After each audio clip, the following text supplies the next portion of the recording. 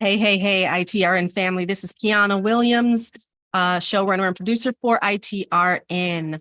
We are at ITRN Radio on Twitter and Intentional Talk Radio Network on Facebook. You can also reach us. itrnradio.com is where you can look at all of our content and the latest shows, as well as streaming live. So speaking of streaming live, we're going live right now with Reclaiming the Legacy. We're going to rebroadcast their very first episode. This episode features the father of Black real estate in the United States, Mr. Ben Slayton, and also featuring Nick Goucher and our host, T. Todd Simon. So here we go. Thanks for joining us.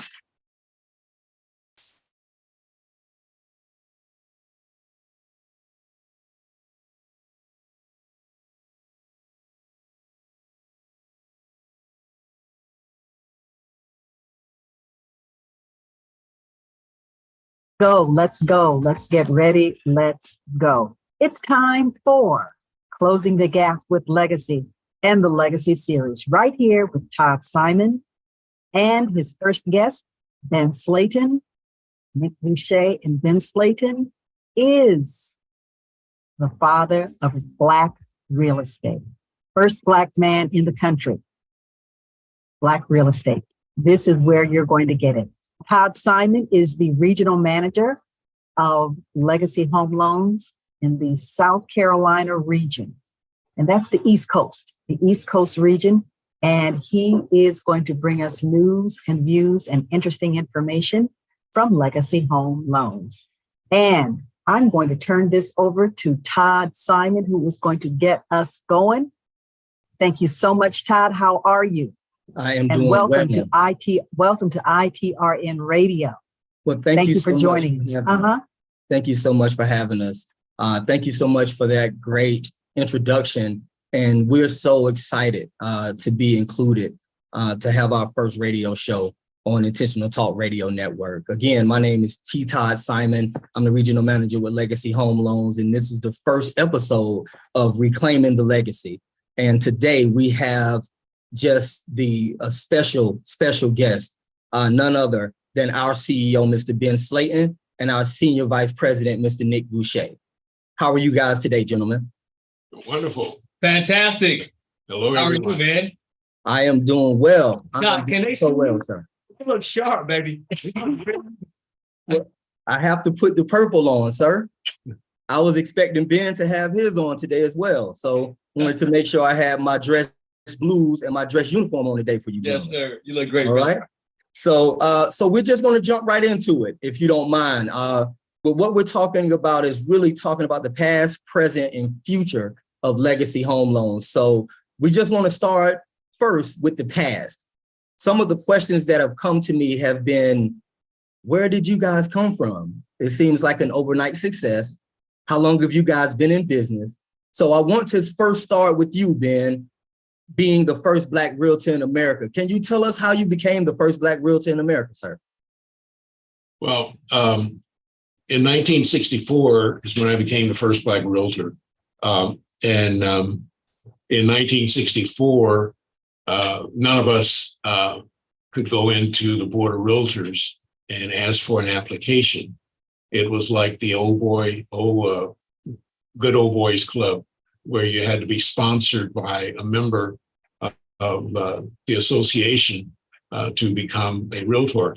And there was no way that a young Black male in 1964 was a white person going to sponsor you to become a member. Fortunately, I was adopted by a Jewish family, and they were very anxious to help me become successful. And they found a white person that would sponsor me, and that person charged them $5,000. $5,000 in 1964 could purchase a 2-bedroom, 1-bath house, about 800 square feet. So that's how I became the first Black realtor in America. All right. And I certainly wish that I could still buy a 2-1 with $5,000 in this day and age, right? I know I wish we could do that, correct? So Nick, I want to come over to you. Please give us a little bit of your background. And if nobody has had the opportunity to hear our Senior Vice President, Mr. Nick Boucher, talk, put on a seatbelt because you're going to feel some goosebumps. So what I want to do, please, is just talk to us, Nick, about being under the tutelage of Mr. Ben Slayton with being the first Black realtor and how that has helped you in your career. Absolutely, Brother Todd. Again, I want to thank the IT Radio team, tell you guys how much of a blessing that this is to have a platform to spread this message. It's fantastic. Todd, I'm proud of you, brother, for being a leader of Legacy Home Loans and really believing in the crusade, one of the first people to believe in this crusade before anybody else did. But it was still just a vision. So we appreciate you as well. My story is like many stories of individuals from our community. That's not my phone, is it? Sorry about that, guys. All right, cool. So I think I would fast forward to 2018 to bring this forward. At that time, I was already a national recognized mortgage banker in the country. I was a top 1% mortgage banker in this country for 4 years in a row. I'm here in a market like LA, California, that has one of the lowest level of Black home ownership in this country. Less than 20% of Black families actually own their homes in LA. But for me, that was a personal mission. And so we were able to help 1,200 families in this market. We personally produced $527 million of production. And people were pretty shocked that someone so focused in the Black community, where price points are so high, can have that kind of impact. But I think it speaks to the collective consciousness of people who get empowered to do something together and to trust somebody who's going to help guide them. And at that time, I started this crusade in 2016, where I wanted to help create $100 million of Black wealth in the Black LA market. So I had this whole movement around it. I had to wrap my car with the movement. I did this home buying workshop all the time. I was like a crusader. I was like a soldier without a nation. You know what I mean? I was just like on a fire. And at the same, but this is the beauty of God's purpose and God's divine order. Because when at the same time that I'm doing this locally, there's another man named Ben Slayton who's building a company, Legacy Home Loans. And many times it's funny, God says, they say, if you want to hear God laugh, tell God your plans, right? And so I'm looking to build something regionally. And somebody tells me about Ben Slayton 4 years ago. And Ben was building this company. And Ben will tell you that, he was looking for someone who could partner with him. And he went to Google and he put in I think Black mortgage banker, NARAP something. And a young handsome fella in a 3-piece pinstripe suit pulled up on Google Images. And that was your brother, man. And that's how Ben initially found me. So we met in Las Vegas when I first met Ben. And, for me, I had mentors in my life throughout this career. And in the end, I can tell it was strictly about business, because when it came down for me to do a transition, you can tell it was not like a real relationship. It was very much so based on economics. And so Ben, when I met Ben, it gave me the ability to scale my purpose, because I was doing it locally, but then Ben had a national vision. And he said, look, here's how I want to do it. He wrote down, remember you had that yellow pen and notepad? And he wrote down his vision. And he said, I have the wisdom.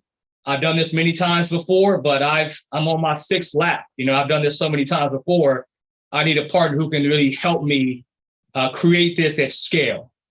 And he said, I need you. And took some time to think about it, but ultimately it was the right move to make. And so ever since then, I think the biggest thing for me, I'll tell you, that Ben has helped me do was he's helped me understand the value of service. When he and I first had dinner together, 2018, Ben said, if you take the opportunity I know that your whole career has been about you as a producer, but if you come here, you're called to serve. He said, the higher you go in life, the more you're called to service. And so it really allowed me to find humility, to find Ben's path, and to have the audacity to believe in something bigger than myself. And that's Legacy Home Loans. Those are great words, Nick. I really appreciate that. Once again, I told you guys, make sure you put the seatbelt on because started. I'm just getting started. Okay, we got some more coming. But since you talked about the foundation, and that's what's important to me. We're talking about the past, where Legacy started from. So Ben, I want to kick that back over to you with our next question, and that's tell us about Legacy Home Loans, why you started it, and when you started it. Well, I'll go back just a little bit further. I had built several companies in the mortgage industry and real estate industry, and made a little money and decided that I had done, I'm getting older and I hadn't done anything for society, for my people. I just was very focused on making myself wealthy. And I decided that it was time to do something differently. So I thought, what has not been accomplished yet? And that is in our field, and that is to have a Black led mortgage banking company that is nationwide, and that everyone in the company looks like you and me, and professionals, people that have dedicated their life to being the top of everything that they do. And that's what I wanted to do. I wanted to create something like that. And that's where we are today. I think that each and every one of our people that are associated with us are top professionals, and really are dedicated to service beyond themselves, and making life better for others. If you focus on helping people, the money will come. You don't have to worry about that. Yes, sir. And that's really that's my philosophy. And just something to know about my philosophy, and that is life is geared in three different sections. First 20 years is for learning, and being able to kind of from a standpoint of school and being taught, different things. And then the next 40 years is learning and earning. Okay, now you're at 60.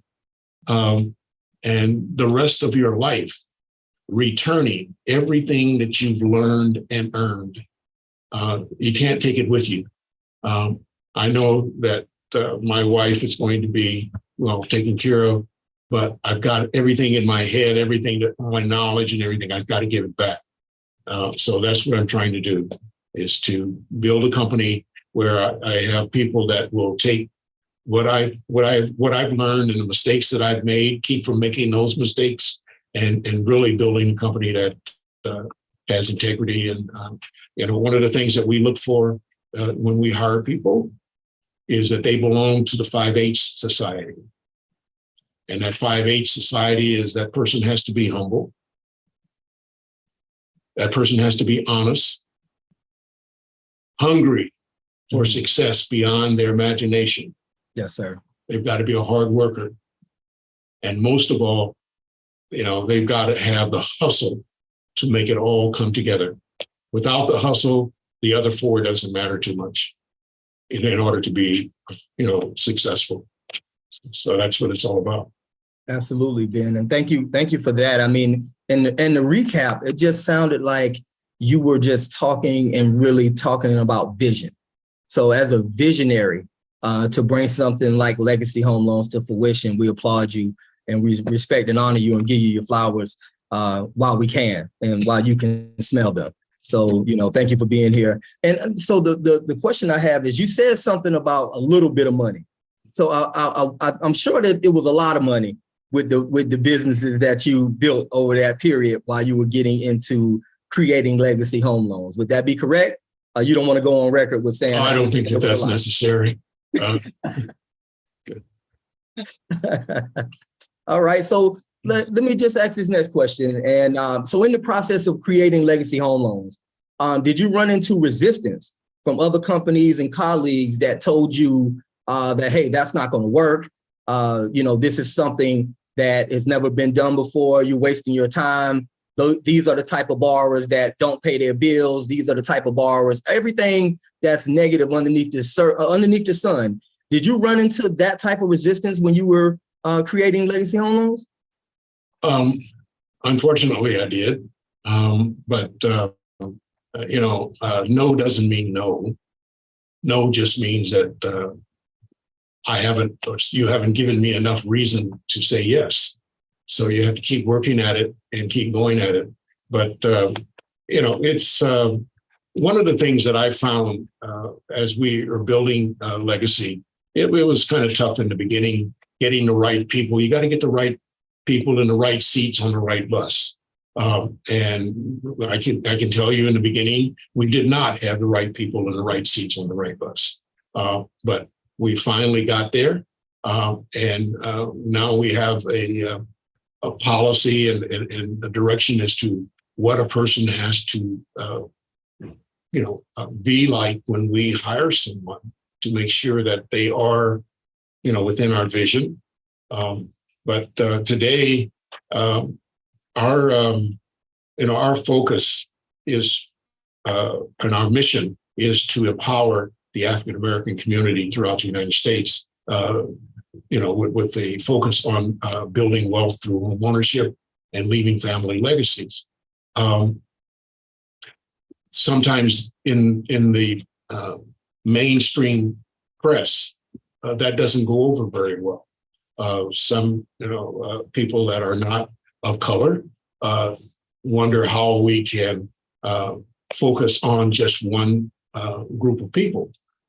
And that's really what it is. We focus on one group of people. There are other companies that focus on different types of mortgages. Some people focus on nothing but reverse mortgages. They won't do anything other than reverse mortgage. There are some people that focus on VA loans. That's all they do. We focus on our people. That's all we do. So I don't see a difference. And that's what I try to explain to people. But even with what's going on today with our new home product, we have received tremendous number of people complaining that we can't do this, but there is a law that says you can do it, and we're doing it. Great. And so in that same vein, Nick, I want to come over to you and talk about the overall mission, culture, and vision of Legacy Home Loans. Can you give us and expound on that a little bit for us, please? Absolutely. Let me say, Todd, before I do that, that's also why I feel so honored being a part of this company, because even now, sitting with you now, I have my pen and notepad, because I'm still getting notes from Ben today on always ways to get better. So this is always fantastic. I think that the best way to describe a mighty mission is you have to have a culture that people can really galvanize behind. And for Legacy Home Loans, our culture is surrounded with one word, and that word is Ubuntu. Ubuntu. Ubuntu is an African word under Western philosophy that really popularized in the 90s when South Africa ended apartheid without bloodshed. And they asked Nelson Mandela and Bishop Desmond Tutu how they were able to redress these wrongdoings and unify a people. And they said one word, Ubuntu. And Ubuntu is a word that means I am because you are. And the concept in that is, give you guys a parable, is there's a story of an anthropologist who comes to Africa and he sees these young kids in the village who have limited resources, and he wants them to compete for a bag of oranges. And he puts a bag of oranges against a tree, and he tells these kids to run and compete for the tree, for the orange. And whoever gets there the fastest, they get to take the oranges and give them to their family. And he said, on your mark, get set, go. And he believes they're going to compete and run for the oranges, but they don't run. Right. Instead, they hold hands and they walk to the tree and they share the oranges. And the guy was stunned, and he said, why is it you guys did not compete for the oranges? And one of the kids says, what good is it for me to have all the oranges and my brothers and my sisters, they have none? That is Ubuntu. And what that means for legacy, by and large, because the focus is so mission focused on the Black experience, we know that there's an opportunity for us to concentrate and unify, and there's power in collective consciousness. The African-American community, if you look at us as a nation, we would be the 9th richest nation in the world. If you go to Google right now and you put in top 25 economies in the country or in the world, you'll get Canada at number 10 that has $1.7 trillion in GDP. Well, last year, Black buying power, Black wealth collectively, $1.8 trillion. So we have more economic power than Canada. But we don't look at ourselves through the lens of Ubuntu. We look at ourselves as individual. I got mine, you get yours. And we believe that collective thought resonates with people who say, you know what, I don't want to go this thing alone. You know, there's a proverb that says, if you want to go fast, go alone. If you want to go far, go together. We're going somewhere, and we're going to go together. And Ubuntu harnesses that spirit within Legacy Home Loans. Awesome. And in that same sentiment, when you're talking about going far, going together, we do know that historically, and of course, with reports in the news and things of that nature, where it talks about the wealth gap being 30% and at an all-time high, mirroring the days of old. You know, what I want to do first, Ben, is kick to you and talk about how we got here, and also want to tie it together with the present and what we're doing today to close that wealth gap. So can you speak on what are some of the contributing factors that caused us to be in a deficit when it comes to the disparity between Black home ownership and other races? Well, it really, if I do that, it really goes back to slavery. If we want, but we won't go back that far. We'll just go back, let's say, 25 days or so after I was born, and the World War II had ended, and there were people coming, soldiers coming home from overseas, and we, they were able to put together a program called the GI Bill, whereby the veterans were going to, when they come home, they were going to be able to get home loans. They were going to be able to go to college. They were going to be able to be trained to do, things like plumbing and construction, stuff like that. However, in those days, there was a restriction, a deed restriction within that was written right into the deeds that said if you were not of Caucasian race, then you couldn't live in a certain location. So that gave the banks an ability to redline and not give Black people loans in order to become homeowners and start building wealth.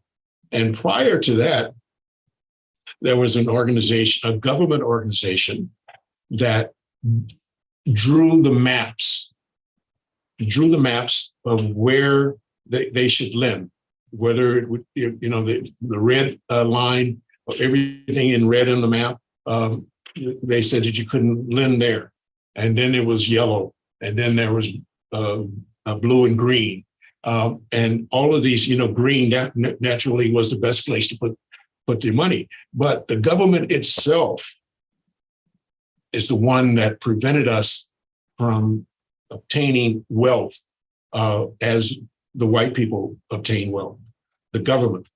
And the same maps that they drew then, if you took those very same maps and went to Baltimore or some other large city and overlaid that map over the city, the people that did not get money, 80 years ago, does not get money today.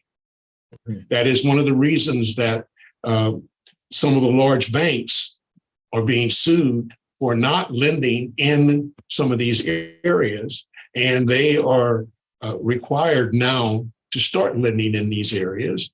And, they are coming up with special programs to start lending in those areas because they haven't been doing it. But over the years, that the GI Bill, as far as I'm concerned, is probably the biggest in more recent years of the reason that we are behind the wealth gap the way we are, because everyone got ahead of us because of the deed restrictions that prevented us from getting there. Yes, sir. And when I hear that, it's deeply disturbing because I'm an actual veteran also. I'm a U.S. Navy veteran. And so, I've been able to actually, purchase my home using the GI Bill because of the time that I served. So when I think about the history and hear about some of the things that happened with the government and us not being able to actually take part and utilize that program because you served, you sacrificed and things like that, it's alarming. All right. But we also know that it's a new day. We do know that. And so, Nick, I want you to actually talk about what we're going to do right now to actually close that wealth gap, because I was reading somewhere, and I hope that you can expound on this, but I read somewhere that says something about $1 billion. So if you could unpack that a little bit, if you could, talk about what we're going to do at Legacy Home Loans to change that narrative. Absolutely. Me and Ben talk about that a lot over the years, and I'll tell you, to give you some context on that. We talked about, since the Civil Rights of '68, home ownership rates are about the same, right, for African American homeowners. And you think about how we've looked at solving that problem, and a lot of it was going back to address historical injustices to solve that problem through intervention from government. And I think what it tells us is, if you want to solve a problem at scale and make big impact, and you're dependent on the government, good luck. Okay, good luck. And so I think as a result, we have to have a different kind of perspective. And I'll tell you what I see to give you some context. Mm-hmm. So right now, there in the US, there's 130 million US households. Home ownership today for the Black American, if you Google home ownership rate, in terms of Q1 of this year, is 45.3%. Okay, 45.3, which gives you about 7.7 million Black households own their home. So that gives you 10 million people who don't own a home. Okay. Well, October of 2020, Freddie Mac produced a report that said that right now there are close to 3 million Black families who have the FICO score, the credit history, and the debt to income ratio to qualify to buy a home, called them mortgage ready, right? Mm-hmm. I'll give you context for a second. If we did nothing more but turn our attention in solving a problem ourselves, and you can get those 2.9 million people to do for themselves, mm-hmm. That's 10.9 million people who will own a home. The home ownership rate in Black America will be 65%. Just pause that for a second. Yeah. You understand that? So the question becomes, who has the courage to come out and say, we're going to do a thing for us? Who has the courage to say, you know what, I don't mind taking the arrows on the back because I've done it for almost 60 years. It's an honor to do it. And who's willing to follow that man down the path? And that's where you come into play. I come into play. Charles come into play. Ternicia, all of us now, to mobilize and to be a sergeant or to be a soldier to solve this war that we're in right now. And so Legacy Home Loans says, you know what? If somebody's going to do it, we'll do it. And we believe that as a result, we can make this impact. And so for us, when you think about that, even $1 billion, we should be talking about 100 billion to solve this problem. You understand? But like B said, we got to start somewhere. To me, $1 billion, that's just planting the seed. 100 billion is the number we should be at. And so for us, what we know is that, okay, if you have these individuals, like I give you some examples. Last week, we had a lot of attention about legacy home loans. Right. And so we had so many people apply. So to give you some context, this is profound, by the way, B. So I got this message, I think it was on Tuesday or Wednesday, and somebody told me how many applications Bank of America got after they announced their SPCP role. It was like 9,000 people had applied, right? But that was all people, Black, white, Asian. If you look at just Black people, hear me out, Todd. There were more Black people who applied for a home loan at Legacy Home Loans than applied for a loan at Bank of America. Whoa, say that again. I'm going to say that again, but I'm going to say it slower. Okay, we make sure our listeners can hear that. I said there were more Black people in the last week who applied for a home loan with Legacy Home Loans than those who applied at Bank of America. That is a David and Goliath concept. Does that make sense to you? Absolutely.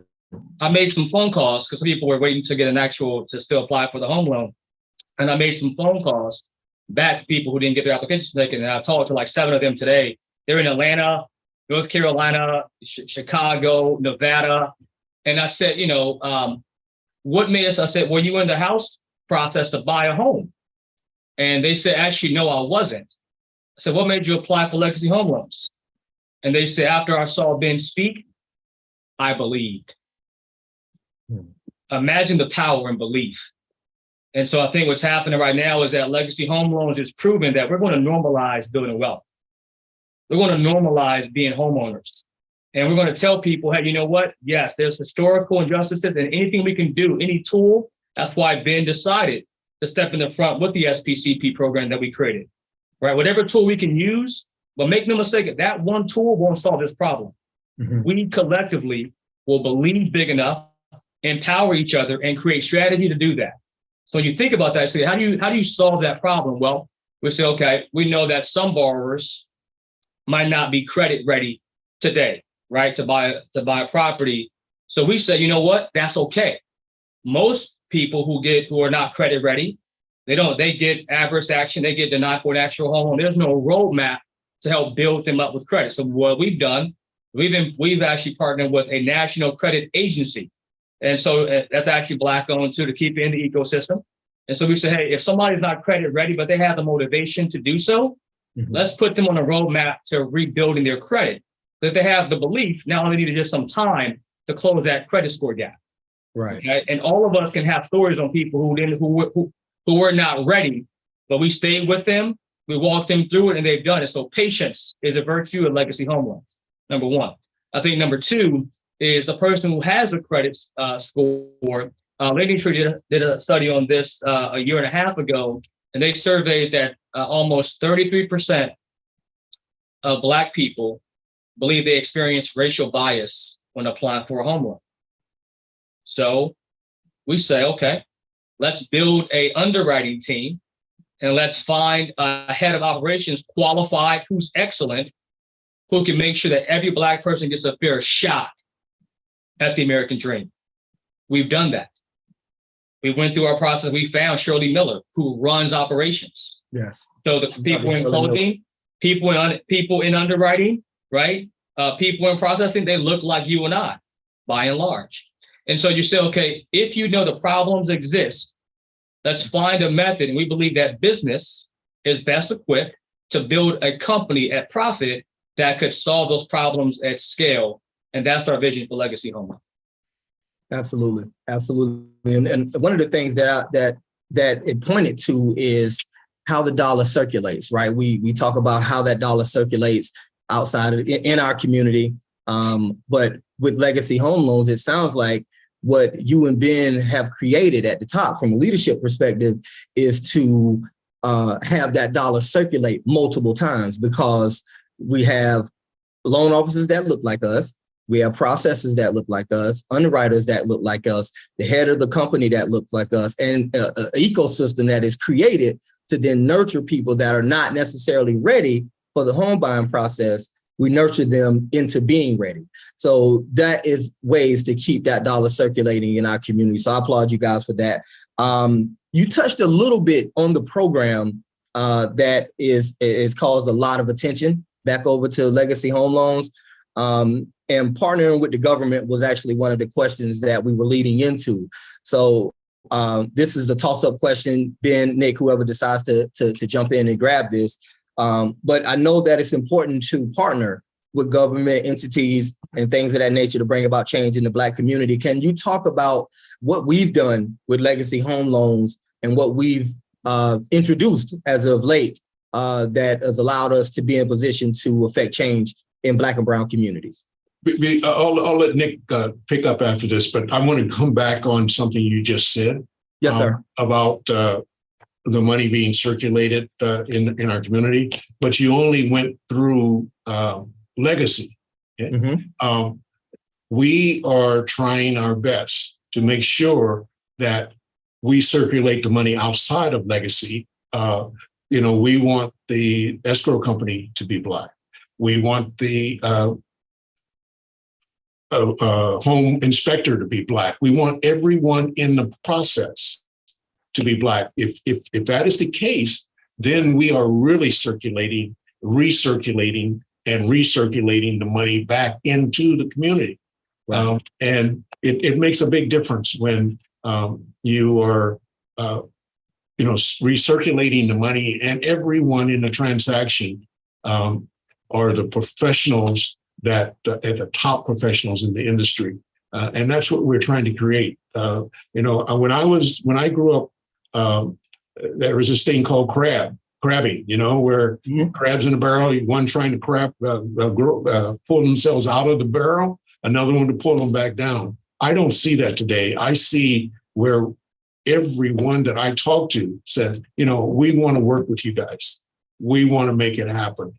And that's something that's new to me as an older man. I haven't seen that. Now I see it, but I hadn't seen that before in all the years that I've been in the business. So go ahead, Nick.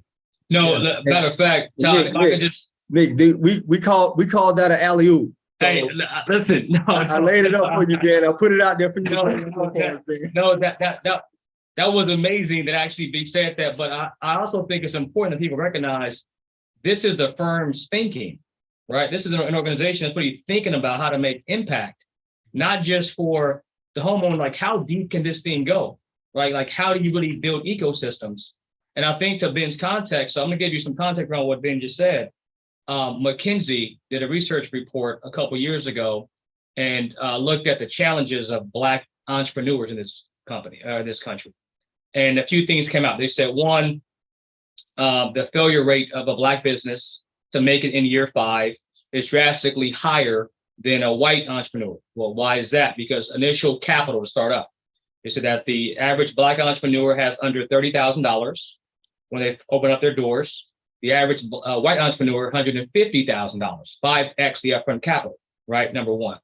You say, okay, well, another issue with that is that the average African-American who works for a Black business, average income, $35,000. If they work for a white-owned company, $53,000, right? So you say, okay, look at that.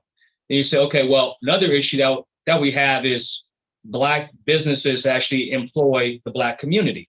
So you say, okay, right now, the SBA did a study on this 2021. Out of 1.9 million Black-owned businesses, only 110,000 employ W-2 Black people. So we're talking about that's 1%. Mhm. And on the flip side, you say, okay, so we are employing our people. We are trying to aggregate dollars to help grow Black business.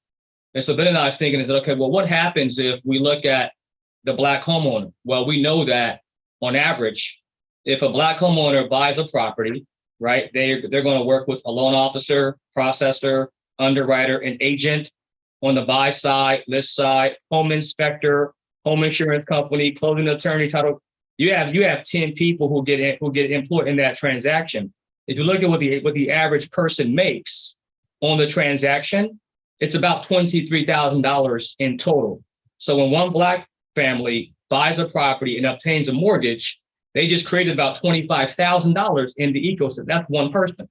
Well, if you look at that, well, last year there were 375,000 Black families who became homeowners. But you multiply that, what you get is almost $9 billion that was created in the Black ecosystem, but only 1% went to a Black mortgage company, right? Doesn't exist. So it leaves the minute we get the keys, that money dissipates. Right. Well, Ben's thought is that what if we could harness those dollars? So we made a pledge in the next 5 years, we want to be able to circulate over $100 million into the Black ecosystem. If we can do that, Todd, now the title companies who need to compete for great Black talent, they can afford to do so. They need money for innovation. They need money for added resources, right? They can do it at scale if we could begin to harness it. But if we're just the idea, we'll become the tipping point of who will follow. And so I think that from Ben's standpoint, not only are we going to build the Black homeowner and help create wealth, but we want to make sure that we keep that wealth within our community. To give you some context. Yes, sir. Yes, sir. And with that being said, I want to actually open this question up when we're talking about the mindset, because we talked about this ecosystem and the fact that as consumers, we spend our dollars wherever, all right? And sometimes we don't necessarily think about putting our resources back into the Black ecosystem, which is what you talked about.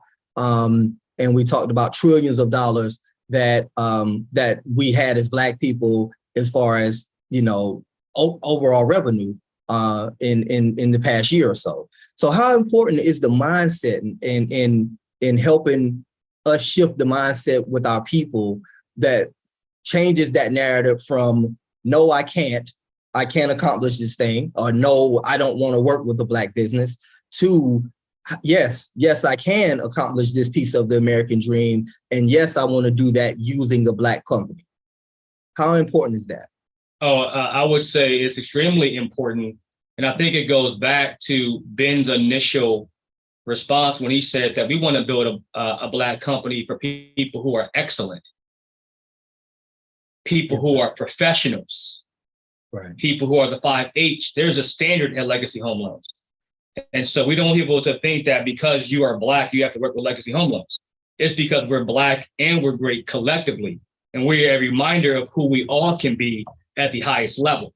And so I think that when we have to recognize, Todd, that there's sometimes a burden of being a Black business, because there's an inferiority complex that exists that's been embedded for many reasons. As a matter of fact, 1927, there was a convention in Philadelphia at the National Negro Business League, and there's a speaker, keynote, who said the biggest problem of the day is trying to convince Black people to trust white banks like they do Black banks. And that was 100 years ago. Mm-hmm. And here we are today. And as much as I said about the emails that I'm getting, there are still people, you know, who are like, hey, is this thing real? Is this company real? Where does this company come from? You know, I think I talked to, who was that yesterday? Who did I text? I can't recall who it was, but I got an agent from you know, KW. And, you know, she said, I got this client and she wants to believe it, but she has some doubt. Right. Wow. And so we have to recognize that, look, Todd, if you give it context, we've been here as a people for 403 years. And up until 50 years ago, we were considered men. Just give that context for a second, right? Like Black men were recognized as legal human beings 50 years ago. Ben would tell you there were times that black men have to walk off the corner of the street for a white child to walk past them. I still see Alex. I can't recall the guy's name, but 1964 when we were able to, when the voting rights bill passed, and he was a journalist and he was going to go vote, and he was walking to the voting poll. He's just getting beat up and punched and spit on, throw his hat down. He's just a proud man, because I know that he believed one day this will not happen, and he really believed that. And here we are today manifesting that belief. And so I think that it's critically important, but I think it's also important too that we have to give ourselves grace as well. Okay. And so ultimately our job is to focus on the work, do it at a high level, because I love the fact that it's already happening, Todd. It's already been a tipping point. People want to believe. Right. People want to do it. They just need to have proof of concept, right? Because there's been too many times. Go back to the Freedmen's Bank, 1863, right? You got black people who are being told, hey, we won't give you the free acres of land that we're giving the rest of the people through the Homestead Act, but we'll help you save money and learn how to be a thrifter spender. And you saw black people in 9 years, Todd, collectively save $1.5 billion. In the 1800s, Todd, $1.5 billion. But they also seen that money mismanaged, and they saw that money lost. And we saw how deep it impacted our mistrust for banks in general that still exists today. So if you have historical context and you have grace, you recognize our job is to do the work.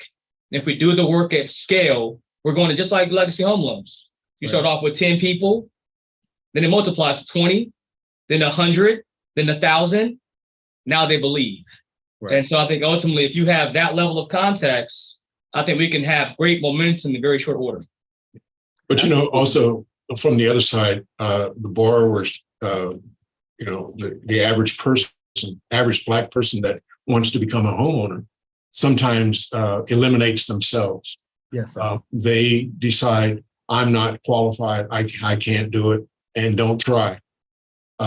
It's kind of sad that we have put ourselves in that position, and the mindset is everything. I mean, everything. You can't run a business without the right mindset. You can't do anything without the right mindset. So mindset is everything. If you have that and determination, right mindset and determination, nothing can stop you. And yes, there are borrowers out there that don't have never been trained and taught how to save money. Some people have. There's a young man that has an organization called, I think, House Before the Car. And some of us don't think in terms of that way. They want a big car sitting in front of a small house. And instead of getting the house first, but he's after that ride. And after being able to show off that I do this. And that was one of the things that I really appreciated and loved about Nick when I first met him. He had a little small car that it took me a while to get inside of it. It was Nick had a small car? Yeah, he did. And that was that really impressed me, because here's a young man that is a number one percenter of in the mortgage industry, making a ton of money and driving a car that the average person drives. He wasn't driving a big car. He knew how to invest his money and make it work for him. And he's living under his means. That's one of the other things that we need to learn to do, is to live under our means rather than above our means. And it's a lot of training, but the attitude, the mentality of people today, of our people today, is they're changing. And I'm happy to be able to see it before I leave this world. And it's a great situation, and I really enjoy it. Absolutely, absolutely. And that was such a great segue.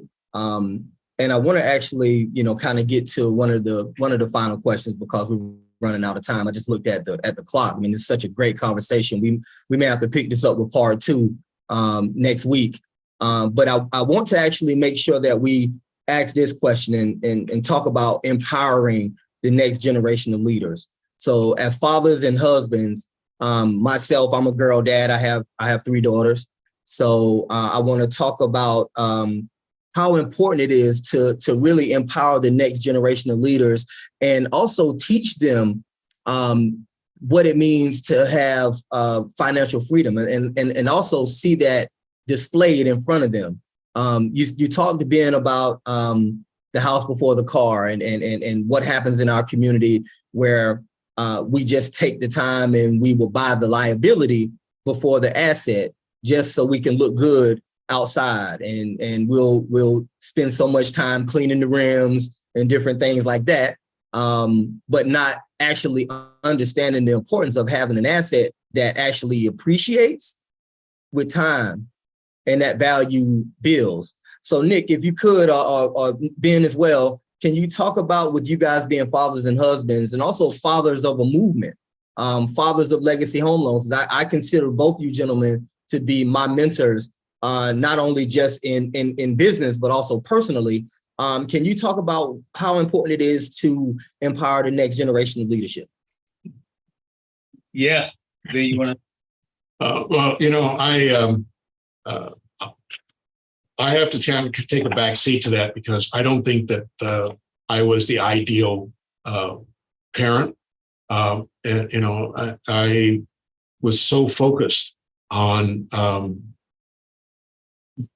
making money and building operations, building companies that I wish I had done things a little differently, but I didn't. And I think, today, everyone that, especially, Nick will tell you that I tell him all the time, I don't want you to make the same mistakes that I made. I want you to make sure that you take care of your family, you spend time with your family, and be able to, you don't want, 50 years from now, your kid reminding you about the things that you didn't do. So, that's very important. And that's something that I wish, I had done differently, but I didn't. But I'm trying to make that happen now and correct that. But that's very important. You got to find that balance in life. And I eventually got there, but it took me too long to get there. So I appreciate the transparency there as well, sir. That means a lot. For sure. And this is, I think this question, we don't have much time on it. This could be a topic by itself, just like a whole session. Absolutely. But just, I would highlight a few things. You mentioned the importance of mentorship is one component in that. And I'll tell you, I'm thankful for Ben. I look at Ben like a father, and he knows that I grew up without one. And so I think that for me, when me and Ben met, I was very much on that same path, where as a man, my identity was made up, my ability to be a provider, right? When you grow up in poverty, you don't have much, you have these traumas kind of growing up. If you don't heal from them, you repeat these same mistakes. And so I think Ben was gracious enough. I look back at my family now and, my wife, and we're so much better as a husband and as a wife because of my ability to have a growth mindset and be able to get wisdom from an actual man who's lived and said, hey, man, I know the path you're going down. Let me tell you where it leads. That's the path that you want for yourself. And if the answer is no, here's how you pivot. Here's my mistakes, right? That's how Jay-Z said, right? His job is to shorten the distance of success. And so I would tell you that empowerment is so powerful, brother. And it's so important because you and I recognize this too. At another organization, we might have not had the capacity to grow. There might have been a glass ceiling that many of us have to actually go through, which goes back, I think I will end it here with the power of Ubuntu, because Ubuntu says it's not about me, it's about us. And Ben believes that. And so for us to see Ben mention life in 3 chapters, for Ben to be in chapter 3, and many of us still in chapter 2, right? We could learn with the wisdom, we could be empowered in order to make sure that Ben's whole vision is when my time does come, and by the way, he's very healthy. He might be here for another 50 years, like Abraham, who knows, right? But the reality is that one day he will step down and he wants to see the vision still go on. That's what mentorship does for you. That's empowerment. And I ended here about the whole kid. So my daughter, Yana, I have 3. I know you're a girl dad, you got your daughters. I got 3, I got 2 girls and I got my son. And every time I come home, my daughter, Yana, she says, Dad, it's her thing. She says, Dad, did you change the world today? She's 4. Beautiful. She thinks I'm the Black Panther, like in real life, right? She thinks I'm really T'Challa, man. Right. That's perfect. Right? That's Right. absolutely outstanding. That's the way it's supposed to be. Right. And so ultimately it's like, what does that do for her to feel proud to be a Goucher, to know she's here to serve, to be great. And she doesn't have to read it in a book, she can see it in real life. I think that's the beauty of mentorship, of empowerment, and Legacy Home Loans has been built with that ideology in mind. Absolutely. And as we get ready to wrap on the first segment of Reclaiming the Legacy, I just want to actually ask the question of what's next for Legacy Home Loans. And I want you guys both, please, to take a few moments and just unpack that to tell the listeners across the country that have been seeing and they've been put on notice that we're here and we're not overnight success. We've been putting in the work and we have a lot more work to do. So if you could please take a moment to just talk about that before we get ready to wrap up and sign out for this evening. I want every Black person in the United States, whenever they start thinking about a loan for their home, either to purchase, to refinance, the first thought in their mind is legacy. And everything that I'm working for, everything that I do, and Nick does, is to get us in that position where we are number one, and we just happen to be Black. Right. Number one in the country, but just happen to be Black. I think that is something that I'm looking forward to seeing happen, that we become a household word. And whenever someone wants to, any Black person in the country that wants to get a loan, buy a home, legacy, it comes to mind. The first thought, we may not be able to do every loan. No doubt, we cannot do every loan, but we can really make a difference. Yes, sir. Mr. Goucher, please, if you will. I mean, to me, that was a mic drop, right there. Well, Ben said.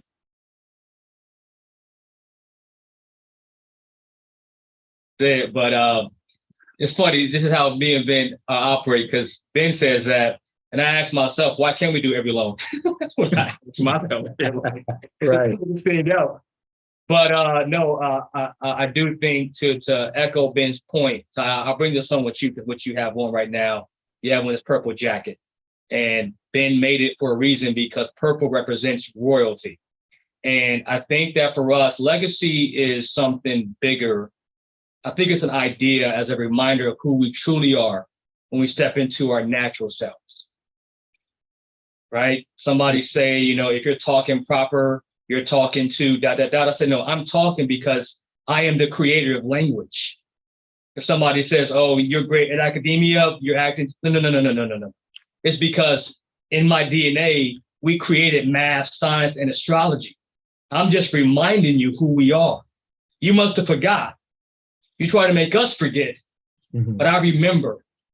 And when you see me, you'll remember and you'll be put on notice. And I think for us, Legacy Home Loan should embody greatness. And that's who we are.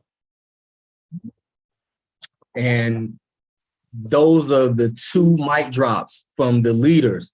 Our CEO, Mr. Ben Slayton, our Senior Vice President, Mr. Nick Boucher, with Legacy Home Loans, where today on the first episode of Reclaiming the Legacy, we talked about the past, present, and we're going to leave the future of Legacy Home Loans for our segment next week. So if you enjoyed what we talked about today, if you have questions, you can also text those to 682-710-1101. Again, that number is 682-710-1101. You can text your comments there, text your questions there, and our team will definitely get back to you in a timely manner. Once again, my name is T. Todd Simon, Regional Manager with Legacy Home Loans, and my heart is just full today.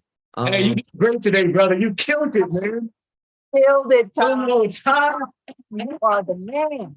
You're stopping me in the middle of my sign out. I'm going to start over again.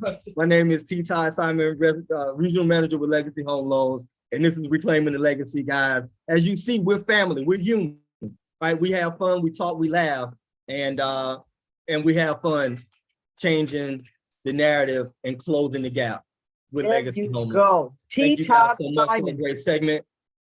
We'll see you That's next right. time.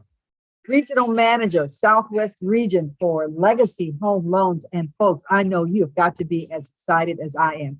But I do have a bone to pick with Nick Boucher. Nick Boucher, you were keeping the purple jackets from me. How dare you, Nick? You were keeping those purple jackets from me. I love those purple jackets. And yes, that means royalty. So you and Ben Slayton have done the right thing. And I want you to know it is a pleasure. It is an honor. It is, oh my God, this is great. Can't get any greater than this. I see not only stars, this is going to the moon. This is wonderful. You guys have killed it. And that's a term I don't ever use. You guys have done this. And T. Todd Simon, Regional Manager for the Southeast region for Legacy Home Loans. You don't need me to be on the show with you, dude. I'm a visitor. You are great.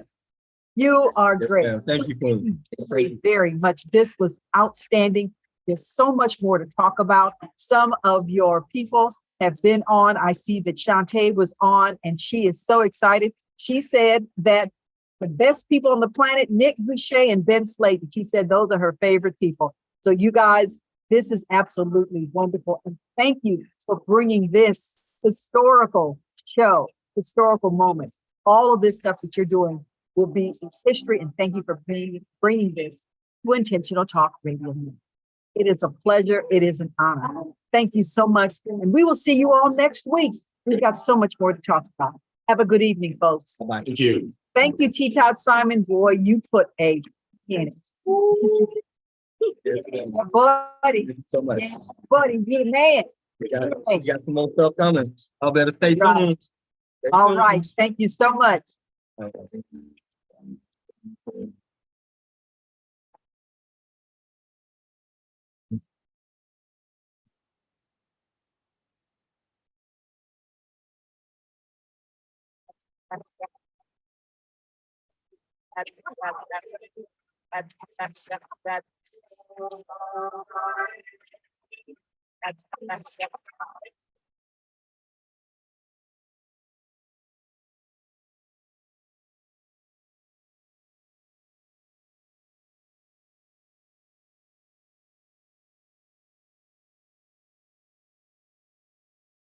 All right. Thank you for joining us for another installment of Reclaiming the Legacy. I'm your host, T. Todd Simon, Regional Manager of the Southeast with Legacy Home Loans.